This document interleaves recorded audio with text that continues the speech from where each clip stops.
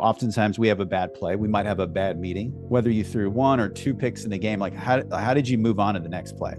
That's a great question. We talk about the 5 Ps, right? Proper preparation prevents poor performance. And so, like, for me, a big part of my success was my ability to prepare for it. I tell people all the time, you have to be able to learn from your mistakes, right?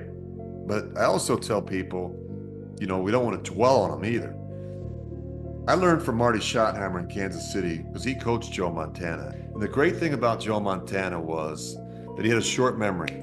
If he threw a touchdown, by the time he got to the sidelines, that was already in the rearview mirror. He had already moved on to the next play.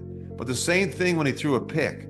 Like, he might want to look at the picture to see like what the coverage, if there's some confusion, and what did the receiver get to the right depth, and make a correction if necessary. Then that was in the rearview mirror. And I tell people all the time, especially young people, you think about driving a car, right?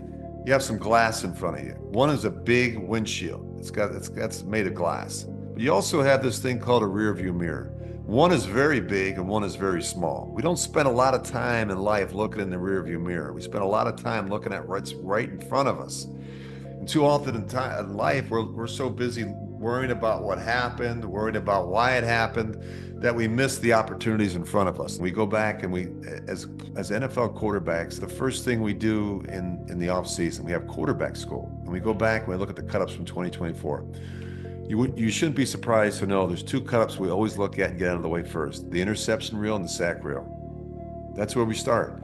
Let's look up the mistakes. Let's look at the interception reel. Let's figure out why those were thrown. How can we cut them down, maybe even in half? And how do we do that? By better communication, by getting rid of the football, by knowing where our outlets are, quick answer throws, changing the protection. There's a number of different things we can do. But it's all about attention to detail, and it's about going back and doing the work necessary so that we continue to improve at our craft each and every day.